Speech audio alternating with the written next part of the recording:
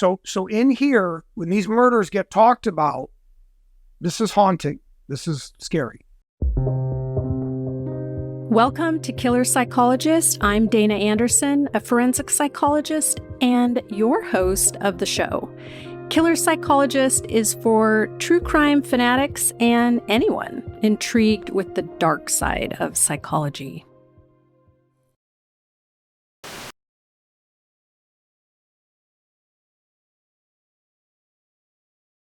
Welcome to Killer Psychologist. We have a special guest with us today, Todd. And this morning, breaking news came in that O.J. Simpson is deceased. And I met with Todd, who's had something on his mind for quite some time, many, many years. And this has to do with the O.J. Simpson murder trial and who was the accomplice at that time. This is a case that's been haunting people for the 90s, but Todd has had some information all along that it seems that a lot of people have been silencing him or haven't been comfortable with him talking about on the media. And so I said, let's talk about it. So tell me your thoughts today when you found out about O.J. Simpson. What was the first thing that came to mind? Sure. Yeah. Thank you, Dana. Thank you, Jason, for being here. Jason and I have been working on this for a few years now, and this involves the O.J. Simpson murder accomplice, who is Charlie Ehrlich. And today was a sad day for me because it wasn't necessarily because O.J. Simpson had died. People started writing me very early. I'm on the West Coast, so I wasn't really awake when it was starting to come out. And it's just a shame that we weren't able to reveal that O.J. had a murder accomplice while he was alive. And luckily, Jason and I did come forward over the last 2 years in print articles and in some videos and some podcasts. And, some people know, I think there's millions of views overall, but it's a shame that our mainstream media tried to censor this story from the families, from the public. And so today, I'm more upset with our media than I am with anything else. And is there a particular outlet that's suppressing this information that's coming out? Obviously, I'm not media. I'm just a person. So I'm always interested in hearing information. I could name most of the major networks and studios. I could name them all. I could name people at each one. So it's kind of like a paradigm that you're trying to break.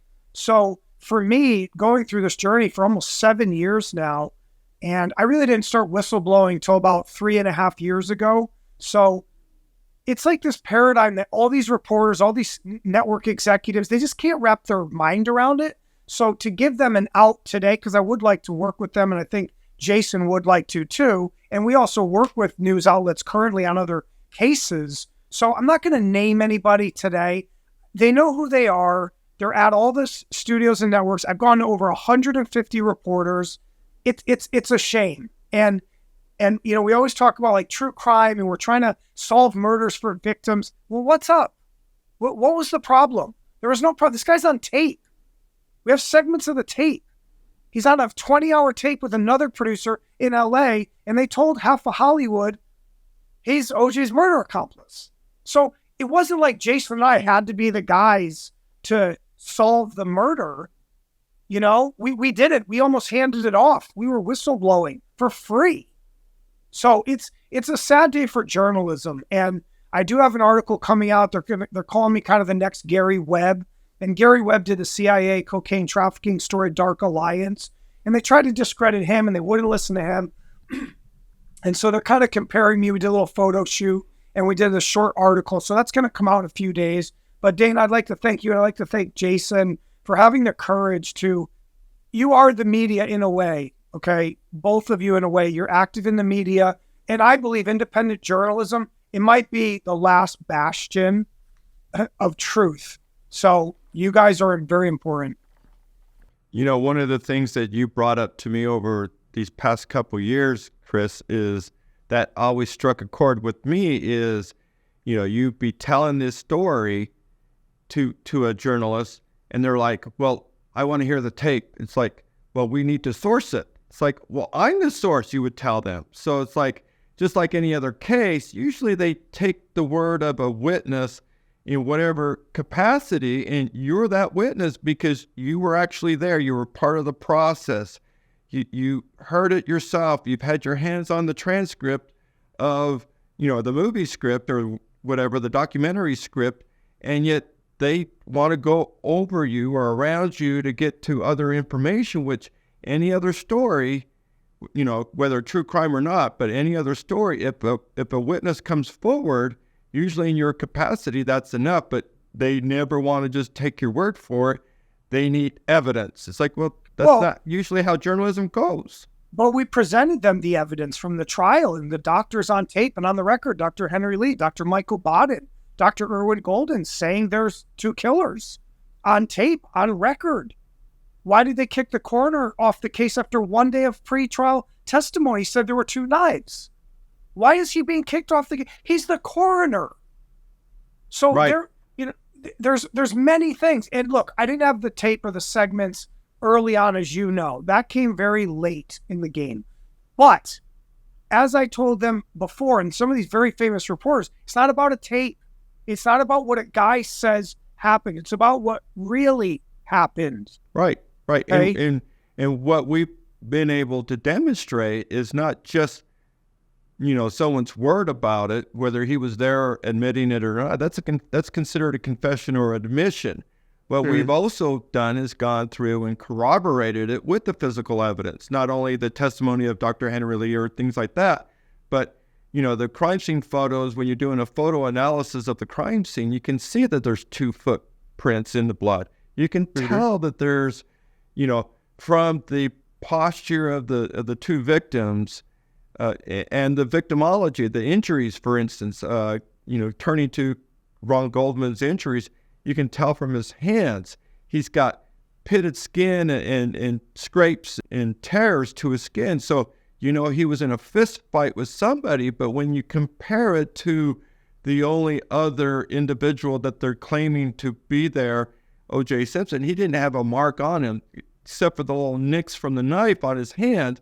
You don't have any torn knuckles. You don't have any bruises on his body. We got photos of him shirtless. There's not a bruise on him. So if Ron Goldman wasn't fighting with O.J., who was Ron Goldman fighting with? And that really goes to corroborate the script, the information you've had for these last 7 years. There's multiple shoe prints in blood. There's over 4 of them that are not the same size. They're not the same shape. There's a hat in the Bronco that's evidence 27 that has 2 root hairs in it that says it in the discovery file. So there's many things, and obviously you have to give Charlie Ehrlich credit too for wanting to talk, right? If he never came forward to these other producers in Hollywood, we may not be talking. I didn't know who he was. That's why people always thought like, Chris Todd, and he's making up this. I didn't know him from Adam's House Cat, okay? I grew up with OJ's story. I thought OJ did it himself. But after I read their screenplay and some of the manuscripts and heard parts of the tape, and I watched OJ write his own book, If I Did It, and say in chapter 6, there's a guy, Charlie showed up. Why is he saying this guy's name? Right. And if it's a hypothetical, you don't name a hypothetical. That's just contrary to linguistics of a hypothetical. You're not going to say, hypothetically, I would take Charlie. You would say, hypothetically, I'd take a friend. It would be a non-specific reference because it never happened. But in the context that he's describing it, linguistically, he describes it with the Fox interview, it's as a fact, not as a hypothetical. It's in detail, too. Like, he's not an actor. I used to tell people this. He's not a Shakespearean actor from London. He doesn't know how to craft, like, and then he wasn't smiling, and then I said to him, and he said, we need to get that money, or Nicole's being promiscuous. He's going into massive details about, like, this conversation back and forth for like 7-8 minutes, okay? He's not Kenneth Branagh. He that's not him. He doesn't know how to do that. And it's fascinating. Rupert Murdoch shelved the interview for 12 years. Nobody saw it. Nobody read the book. They couldn't stomach the book. They never got to chapter 6. And this goes not only to the media. I don't want to keep blaming the media. Investigators, lawyers, cops, LAPD, FBI. You have people crossing state lines with cocaine from Miami to California. You might have a conspiracy to commit murder, okay? There's other ways to look at it, and to just brush it aside and let O.J. Simpson, go on Twitter and, I have prostate cancer. Did anybody vet that? Did those sources, did they have his medical records? How did they know he had prostate cancer? They didn't, okay? Because he said he did. And he's talking about NFL running backs, and, the news has to decide, are you tabloid or are you journalists? Which are you? And that's the problem. But luckily, with the discovery file that took me 4 years to get from somebody, nobody's ever seen it. It's over 1,500 pages long. It's the first edition. The stuff in there is magic. And it's from 1994 in real time. Fuhrman's notes, the suicide letter, the children's statements, the evidence log, the witness statements are insane. And they wouldn't even let me release that. They wouldn't let me release anything. So, we can talk about like the murders and we can go over evidence.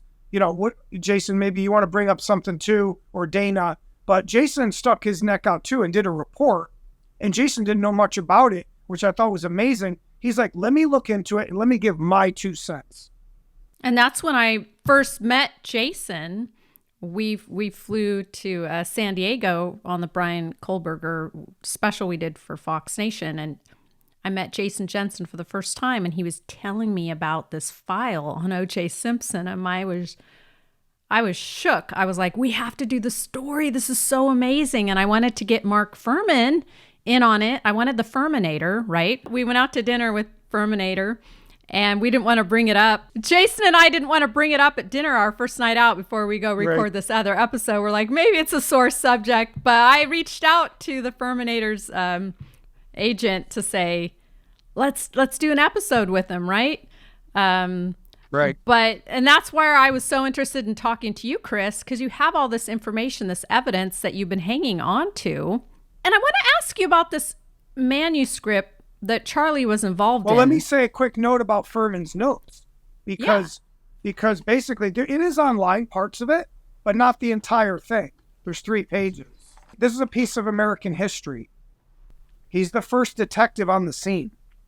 He's writing here, Sergeant Rossi. These are the first people landing. The ice cream melting inside the house, right? Risky found the front door to 875 Bundy wide open. This is in real time. This is happening in real time. Then he writes to clear Mark Fuhrman's name, which I can do right now, partially. On the rear gate, inside, deadbolt, turn knob type, blood smudge and visible fingerprint that they refused to pull. The word visible. Van Natter and Lang both told the world that Mark Fuhrman didn't know what he was talking about. They didn't want to listen to him. And they said, well, he said like maybe there's a print. No, he said there's a visible print. It's right here. Van Natter and Lang, they muffed this case. They tried to cover their tracks. Okay. Mark Fuhrman also names the knife coming out of the box, the Swiss Army box in his bedroom. Why didn't anybody use that in the trial? Why? Because Mark Fuhrman had it? And I'm not sticking up for him. We know the tape. We know he dug his own grave. We get it. Okay. But this was the trial of the century. It's the biggest civilian murder case behind JFK. Okay. They should have listened to him. Okay. And for Laura Hart McKinney, who tries to sell the Fuhrman tape, she's partly to blame too. Those were private things Mark Fuhrman made with her over years. He actually was in a relationship with her at one time. So everybody wanted their fame, and everybody wanted to make and look, it's a fascinating trial. It's on YouTube, 10 months straight. If you watch that, that's the greatest TV you may ever see. Okay, if you can get through the whole thing. And I don't blame Mark Fuhrman for not being like, well, I don't want to get involved. I get it. I'm sure it's a touchy subject with that. Right, yeah, it was funny because we were talking about it and we were thinking, gosh, we'd like to bring this up to Mark, but it's like we could tell from the conversation at the dinner table, it was not the best topic to bring up when we're strangers to the guy, so we avoided it. And he's known as that. Like, that's his moniker. That's, so totally. But I went to Mark Fuhrman 3 years ago. I was not allowed to talk to him. They stopped me again. Every time I try to go to somebody, Marcia Clark tried to shut me down. Chris Darden wrote me nasty text messages, So I had Barry Scheck was kind of cool. I got to talk to Barry Scheck. Bob Shapiro was actually pretty cool. So there, Carl Douglas tried to shut me down. There was a lot of people that, didn't want me to talk. And to go to YouTube and do podcast, it's fun, I guess, but this is not the story that you break on YouTube.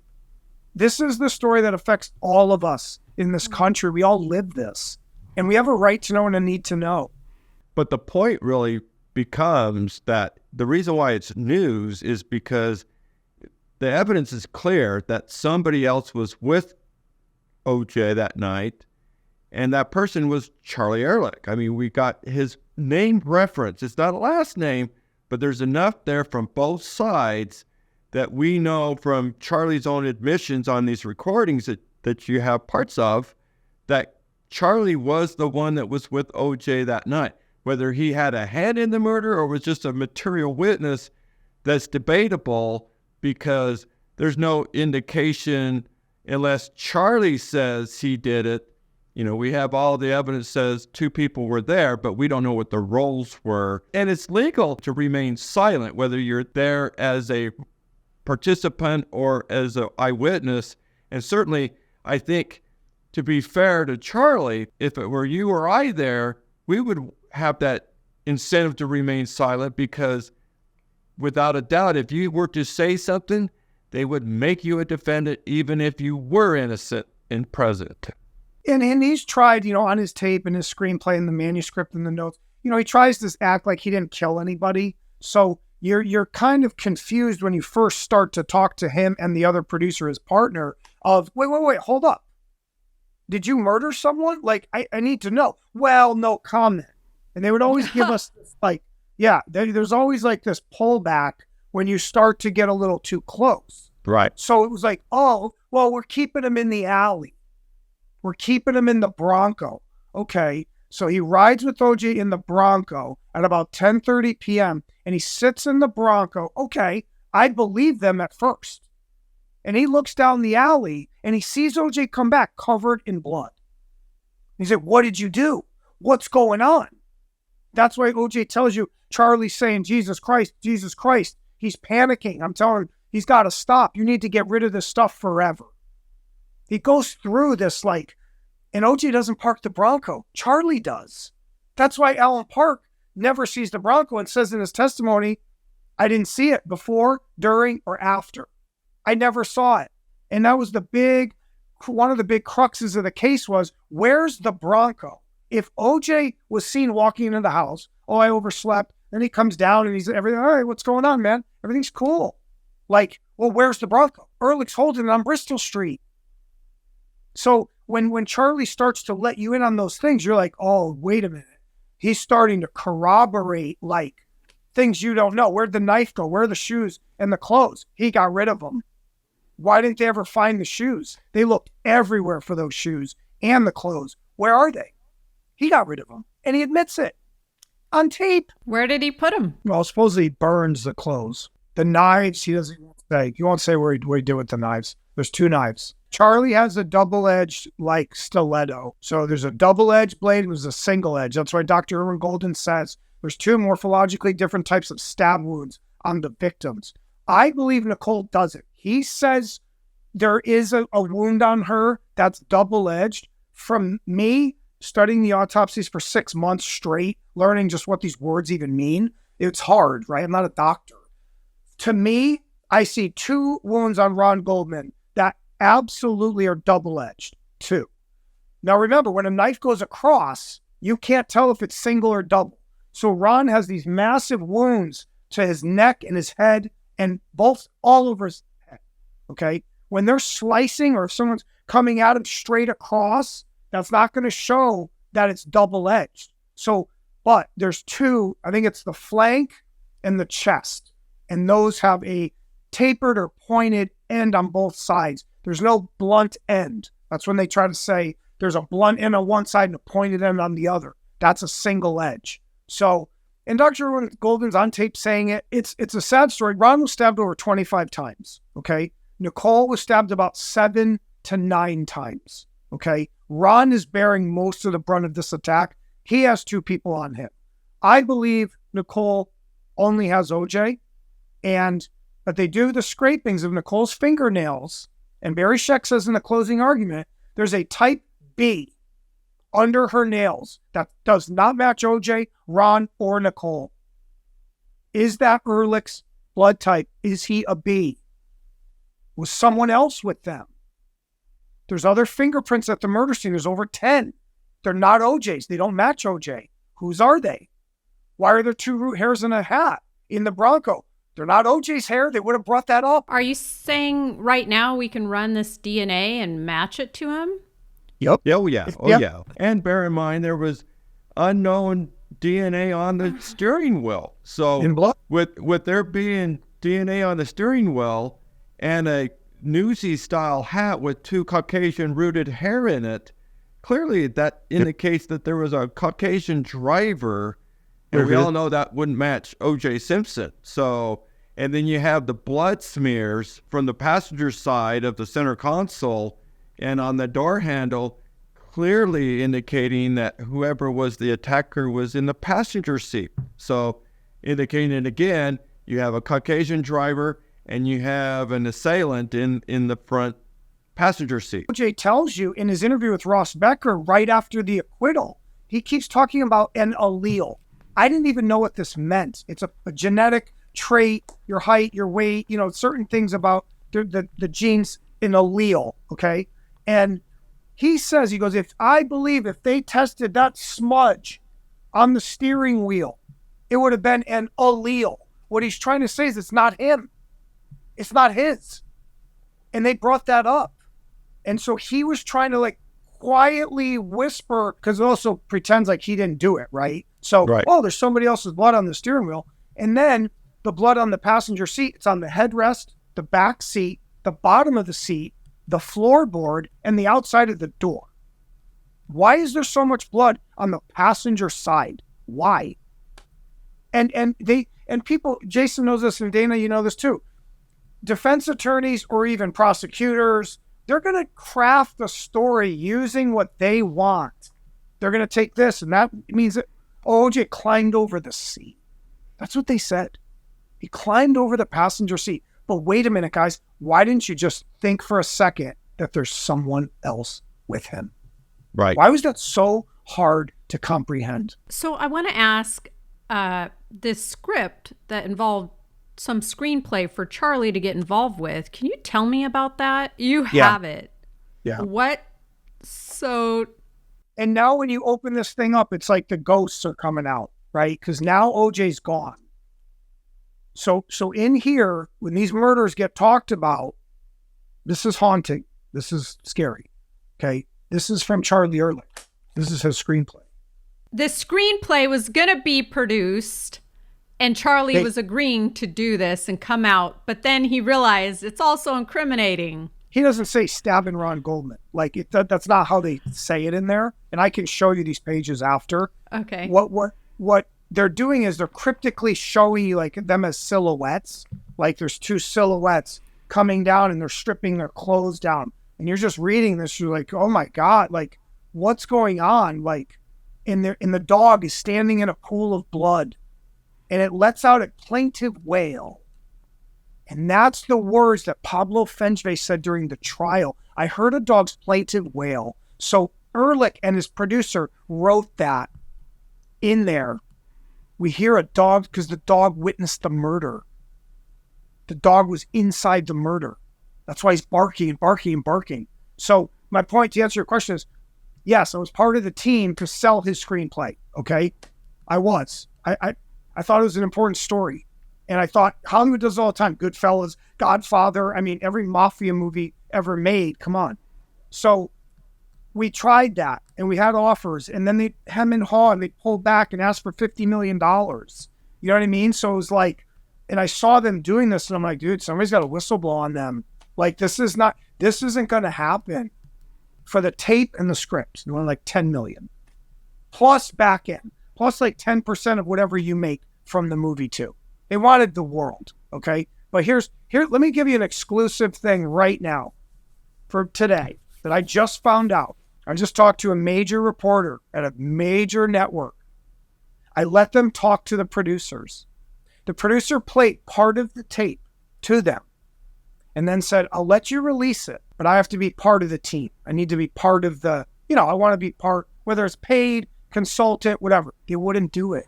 They wouldn't hire him. They wouldn't let him get any of the thunder. They just wanted to receive the whole tape for nothing. And I explained, kind of in a yelling situation this morning. This is happening right now. I said, you guys, you are a major studio network. Why are you crying about money? What's the big deal? Hire him. Just hire him. Oh, it's a really complicated process. What's so how did you get hired? Like, it's just, so it's like, life is a give and a take. You don't just take. You give. This, I stick up for the producer sometimes. He put in a lot of effort to meet Charlie, to record him. He risked his life to tell about Joey Ippolito and the mob guys. And it's a dangerous situation. And then he hands it to you at the third biggest network in the world. You can't hire him. So it's just, again, like, I don't know if it'll ever come out. I don't know. So I've kind of given up on the tape. Like, it's just more like discovery file, screenplay, look at it, match the evidence, use your head. It's not like, because Ehrlich, now with this lawsuit that Jason and I were talking about, Ehrlich to me on the phone goes, oh, I made it all up. Like, when you get him in a corner, he just like, he retracts it. Like, it's all made up. It's all made up. Okay. Is that what he sounds like? Yeah, he talks like this. It's Charlie. Maybe we can make our own movie. He was born into the mafia, just like so many other men were in that time. And he met OJ through Joey Ippolito. He didn't know OJ. He only met him 3 months before. And Charlie was kind of cursed, right? He got dragged into this, like, because it was an extortion. It was a drug extortion. This was not about promiscuity. This had nothing to do with Nicole and Faye hooking up with men. That's what OJ says in the book. It's not. It's about drugs. It's about cocaine. Joey set this in motion, and Ehrlich went there like, hey, we just got to get that money, And OJ just they got the bags. He's golfing. The bags are outside. The limo's on the way. It's like the worst timing. Like, what are you doing? Get in the Bronco. We're going to Nicole's. And he's like, what? Like, I don't think me going, OJ, is going to help. That's why he says that. That's in the screenplay. That's in the book. That's in the interview. OJ talks about that, No, we're just going to go scare the crap out of her. That's what he tells him. It's crazy. The fugitive situation. I have the things from the fugitive when OJ was on the run. Nobody's ever seen this. These are all the witness statements from the lawyers that were going to be arrested. Bob Shapiro, F. Lee Bailey, right? Bob Kardashian. I have them. No one's ever seen it. It's the statements by the LAPD interrogating him going, why'd you let OJ leave the house? Where's OJ? Oh, where's AC? Oh, they were upstairs. Oh, they're upstairs? Well, have you turned on the TV? Are you looking at what's going on? They're on the run. They almost cuffed them. OJ was in the house at Bob Kardashian's house after his divorce. He had a bedroom set for Kim Kardashian. And OJ put a gun to his head in the bedroom, in Kim's room. And they said, OJ, don't do it. And they took him out to the pool. And they wanted him to blow his head off at the pool. That happened that day. There's a tape of it, audio, and I know who has it. And I've read the transcripts from it. Who would be recording that? OJ made a tape before he put the gun to his head. They never found it for 2 years. It was sitting in Kim Kardashian's drawer in the back. It was a tiny cassette tape. I know the guy who has it. He's a famous journalist. He used to record OJ. He recorded Bob Kardashian. I'm not going to say his name. You can figure out who it is. And they didn't find it for 2 years. And even on that tape, in the transcript that I read, I'm the only person who have ever read it. He said, There's other people involved, but I don't want to mess with their life right now. He's trying to tell you.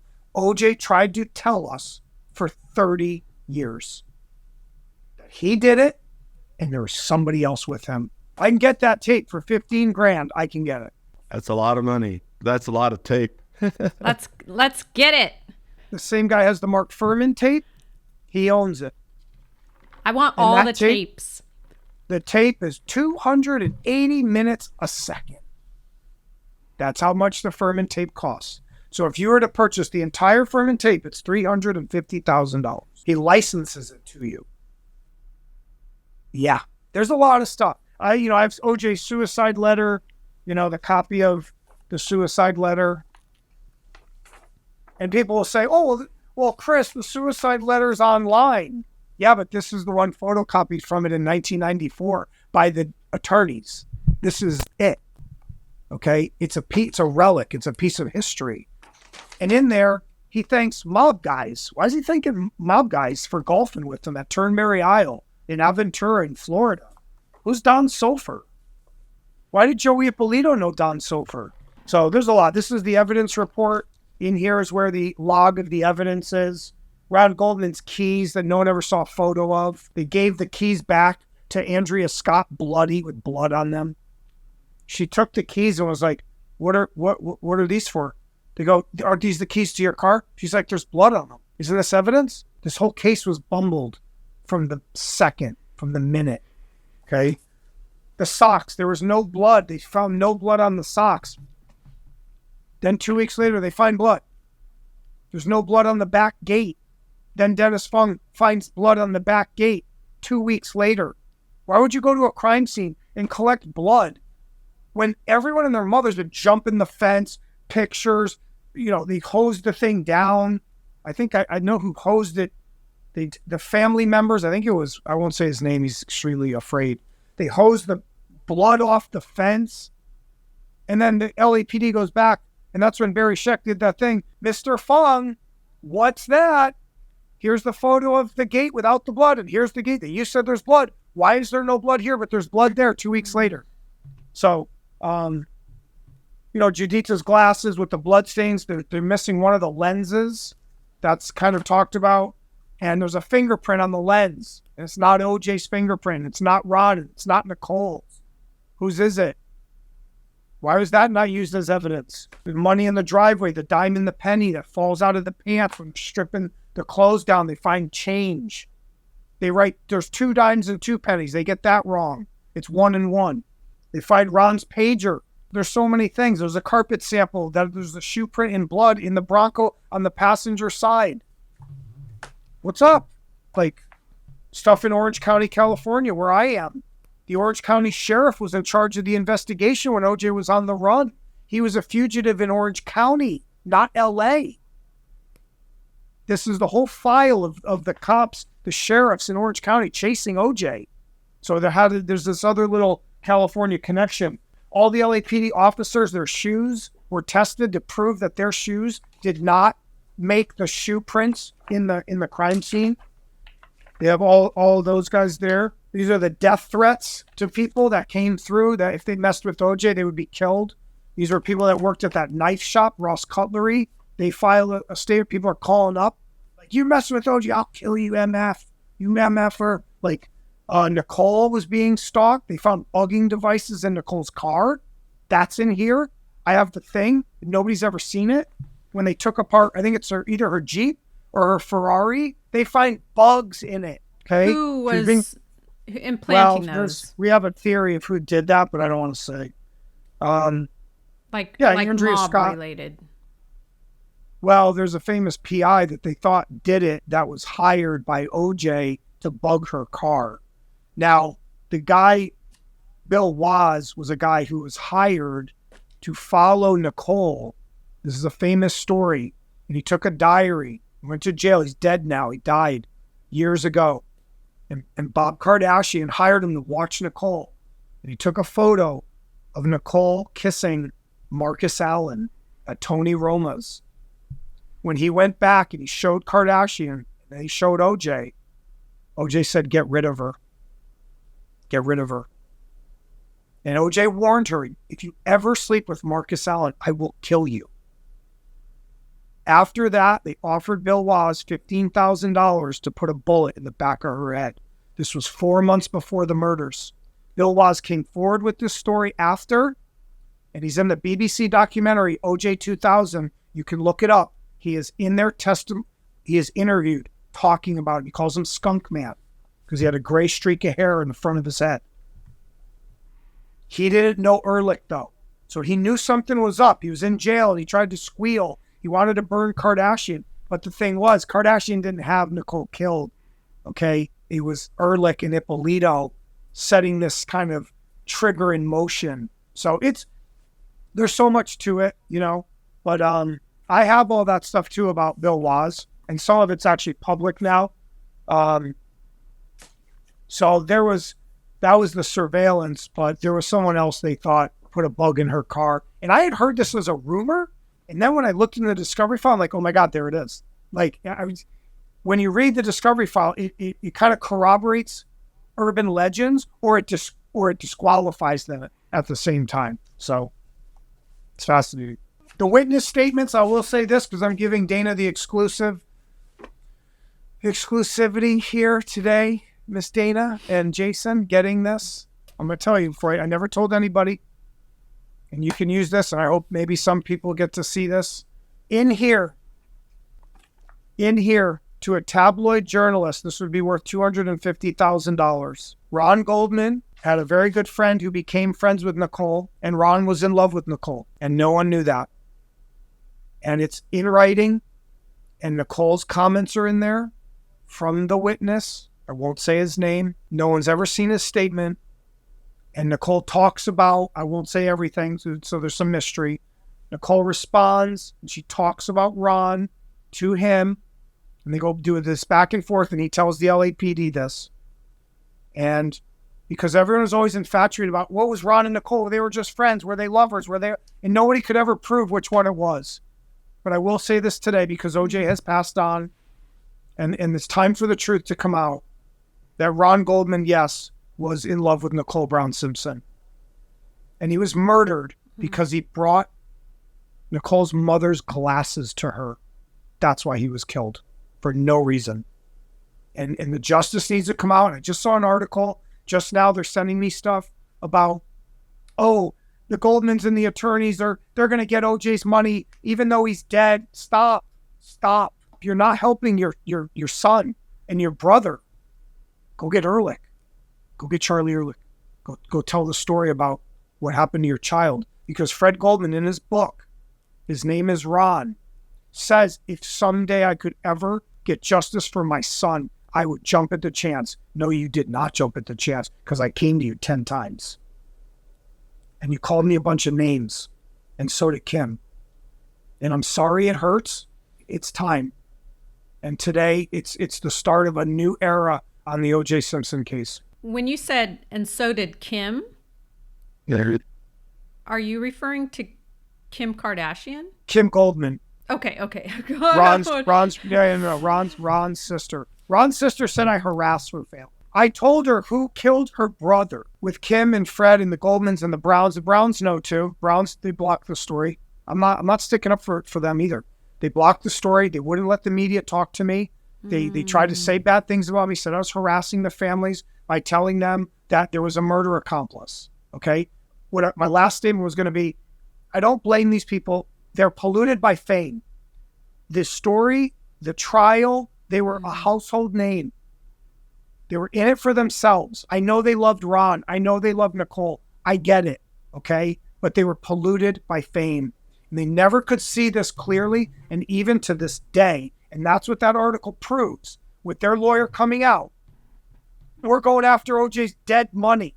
What are you doing, dude? What are you doing? Like, think about Ron and Nicole.